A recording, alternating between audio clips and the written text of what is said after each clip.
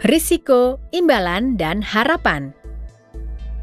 Di video ini Anda akan belajar rasio risiko dan imbalan, harapan trading, poin seri. Rasio risiko dan imbalan menunjukkan berapa banyak uang yang dirisikokan versus potensi imbal pada suatu trading. Walau terlihat sederhana, banyak trader mengabaikan langkah ini dan sering berakhir dengan kerugian besar. Untuk memperoleh risiko atau imbal suatu posisi trading, potensi risiko dan keuntungan suatu posisi trading harus didefinisikan oleh trader sendiri. Risiko ditentukan menggunakan order stop loss. Reward ditentukan menggunakan order take profit. Order stop loss dirancang untuk membatasi kerugian investor di posisi suatu sekuritas. Target profit digunakan untuk menyusun poin exit jika trading bergerak sesuai harapan. Anggap bahwa Anda punya kemungkinan double bottom dan mau membeli euro dengan parameter berikut. Level entry di 1.15. Level stop loss di 1.14. Level take profit di 1.1650. Anda merisikokan 100 pips untuk mendapatkan 150 pips. Ini adalah rasio risiko dan imbal 1 ke 1.5. Dengan kata lain, Anda merisikokan 1 unit untuk potensi imbal 1.5 kali risiko. Hal yang sama berlaku untuk pembelian aset lainnya. Mari kita lihat beberapa contoh rasio risiko dan imbalan. Jika risikonya adalah $200 dan imbal $400, bagi 200 dengan 400, maka rasio risiko dan imbalnya adalah 1:2.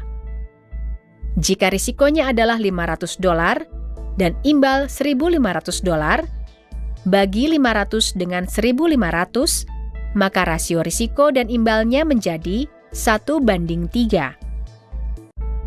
Jika risikonya adalah $1.000 dan imbal $500, bagi 1.000 dengan 500, maka rasio risiko dan imbalnya adalah 2:1. Penguraian strategi risiko dan imbalan bisa membantu trader mengerti lebih baik mengenai keakuratan yang dibutuhkan, yang bisa digunakan untuk mengoptimalkan manajemen dana untuk metode trading yang terpilih. Setelah kita mengerti rasio risiko dan imbalan, kita bisa mendiskusikan harapan trading. Harapan adalah jumlah rata-rata yang diharapkan bisa didapatkan atau dihilangkan per dolar sebagai risiko. Secara matematis, ini didefinisikan sebagai probabilitas menang dikali rata-rata menang dikurangi probabilitas kalah dikali rata-rata kalah. Misalnya, seorang trader punya sistem yang menghasilkan posisi menang 30% dan kalah 70%. Rata-rata trading yang menang memberikan keuntungan $1.000, sementara rata-rata trading yang kalah adalah $200. Memasukkan angka di rumus, kita dapatkan harapan $160. Diharapkan untuk mendapatkan keuntungan rata-rata $160 per trading. Jadi walaupun sistem ini menghasilkan trading kalah 70%, harapan masih positif, jadi trader masih akan membuat keuntungan ke depannya. Kita juga bisa melihat bagaimana Anda bisa punya sistem yang lebih banyak akurasinya, namun dengan harapan negatif, jika rata-rata kekalahan cukup besar untuk dibandingkan dengan rata-rata kemenangan. Pada contoh ini, trader bisa memiliki sistem yang menang 80% dan kalah 20%. Rata-rata trading yang menang memberikan keuntungan $200, sementara rata-rata kekalahan adalah $1.000. Memasukkan angka ini ke rumus, kita temukan harapan negatif $40. Ia diharapkan kalah senilai rata-rata negatif $40 per trading.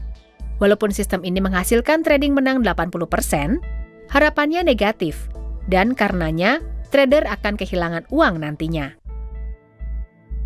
Setiap metode yang memiliki harapan positif akan menghasilkan keuntungan jangka panjang, sementara metode apapun yang memiliki harapan negatif akan kehilangan uang. Ketika harapan nol, hasil akan seri. Misalnya, Menggunakan rasio risiko dan imbalan 1 ke 0,25 akan mengimplikasikan bahwa kita butuh akurasi 80% untuk seri. Rasio risiko dan imbalan 1 ke 1,5 membutuhkan akurasi 40% untuk seri. Rasio risiko dan imbalan 1:4 membutuhkan akurasi 20% untuk seri. Yang menarik adalah, kebanyakan dari kita merasa lebih baik dengan sistem yang menghasilkan lebih banyak kemenangan daripada kekalahan. Kebanyakan orang akan bermasalah dengan sistem akurasi rendah karena tendensi natural kita untuk selalu jadi benar. Namun kita bisa lihat di contoh sebelumnya, bahwa presentasi trading menang bukan faktor yang paling penting dalam membangun sistem trading. Walaupun akurasi trading itu penting, percakapan apapun mengenai akurasi harus juga mengikutsertakan konsep harapan. Di video berikutnya kita akan berbicara mengenai psikologi trading. Terima kasih telah menonton.